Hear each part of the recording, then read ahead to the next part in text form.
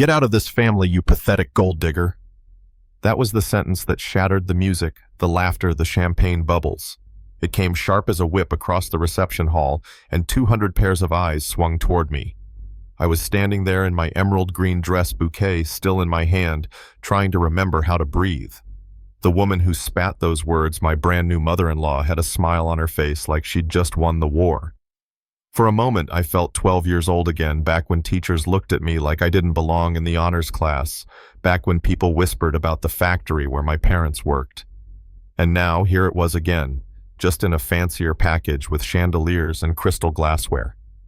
I could have cried. I almost did. But instead, I slipped my phone out of my little clutch, pressed one button, and whispered, "It's time." People thought I was calling an Uber to run away in shame. Patricia thought she'd broken me. She had no idea what was about to descend on that vineyard. Let me take you back. The morning had been perfect. The California lights spilling through the French doors, my gown flowing like liquid silk, my groom grinning ear to ear. We'd promised each other love in front of everyone we knew. I thought the hardest part was over. What I didn't know was that Patricia had been plotting, scheming, planting landmines for months. See, she never believed I was good enough for her son. She dug through my past twisted half-truths into weapons. And then she went and hired Crystal, my husband's ex, tall and blonde, the kind of woman Patricia thought was family material. They timed it perfectly. The cake hadn't even been cut when Crystal burst through the doors in a red dress, crocodile tears rolling down her face, declaring she still loved him. I tried to stay calm. Jonathan, my husband, told her to leave, but Patricia stood smiling like she'd just pulled the rabbit from the hat. "My dear," she said, "true love should never be silenced." And then she turned to the guests, her voice sweet as poison. "This woman," she pointed at me like I was some intruder. "She's a file clerk, a nobody who tricked my son." Phones came out. People started recording, whispering. The words cut deeper than she knew. Nobody. Unsuitable. We all knew what she really meant. I could see Jonathan's confusion hurt in his eyes because, yes, there were things I hadn't told him, but not the things Patricia thought. So I asked Patricia straight to her face, "Is that what you think I am? A gold digger?" She didn't even blink. "I think you're exactly what you look like. A clever little nobody who seized an opportunity. But this charade ends now." The silence in that hall was suffocating. I could hear my heart pounding in my ears, and that's when I made the call. At first it was just a low hum, so faint people thought it was distant traffic. Then the hum became a roar. The sky itself seemed to shiver. Guests rushed outside clutching their wine glasses. Patricia's smug grin faltered as headlights swept across the vineyard, a convoy of black SUVs cresting the hill. And then came the helicopter's blades chopping the air, scattering flower petals and napkins like confetti from heaven. When the first chopper landed on the lawn, the doors opened, and out stepped a woman in a charcoal suit, hair silver at the temples, posture regal. My mother. The woman Patricia thought worked in some dusty factory. The woman who in truth had built one of the largest energy companies in North America. And she wasn't alone.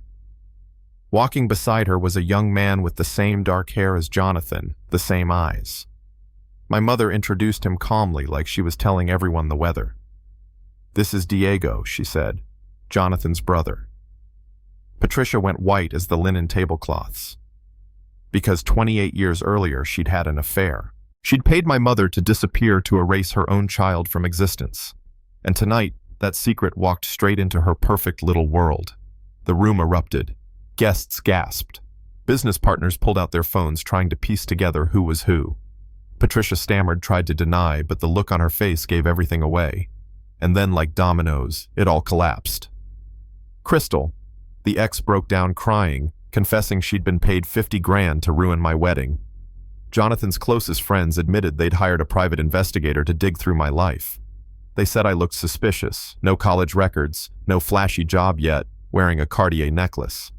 Patricia had spun it into a conspiracy. I stood there, my hands trembling, but my voice steady.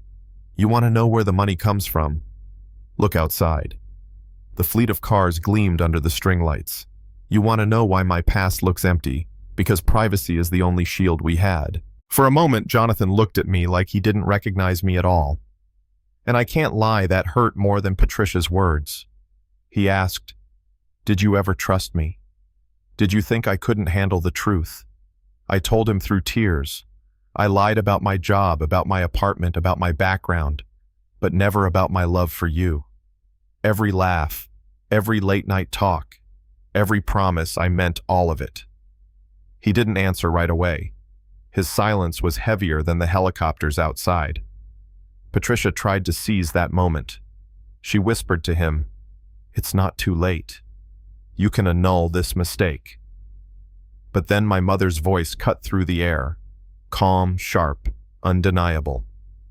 "Patricia, if you say one more word, I will destroy the very social circles you live for." And the thing is, everyone in that room knew she could. Jonathan finally looked at me again. Really looked. He saw me shaking but standing tall, saw me willing to protect him, even when my own world was crashing. He stepped forward, took my hand and said, "We'll face this together as husband and wife." That broke Patricia. She crumpled into her chair, realizing the war was lost. Crystal sobbed in the corner, clutching the business card my mother handed her, an offer to turn her mess into a story that could help others. And Diego got the moment he'd been denied his whole life. Jonathan turned to him, voice thick, and said, "Brother, now don't get me wrong, everything didn't suddenly become perfect. Jonathan still had doubts, still felt the sting of my secrets, and I still had to live with the fact that I hadn't trusted him sooner. But in that room with the press vans already swarming the gates, we made a choice. To fight together, not against each other." Later that night, while the staff cleared the wreckage of what was supposed to be the happiest day of my life, he kissed my hand and whispered, "I love you, Mrs. Whitman." And I whispered back, "I love you too." That's my story. A wedding that turned into a battlefield. A mother-in-law who thought she could shame me into leaving. An entire crowd that saw me as an outsider until the truth landed on the lawn in a helicopter. But here's the part that keeps me up at night. If I hadn't made that call, if I'd let Patricia win, how many people there would have gone home believing her version of me? How many still do? So I want to hear from you. Was I wrong to hide my life from Jonathan for 3 years, even if it meant protecting our love? Was Patricia just a product of her own prejudice, or did she truly believe she was saving her son? And have you ever been in a room where someone decided you didn't belong, only for the truth to flip the whole script? Drop your thoughts in the comments. Let's talk about what family really means, who gets to define it, and who has the courage to defend it. Because sometimes the only way to prove you belong is to show up with helicopters.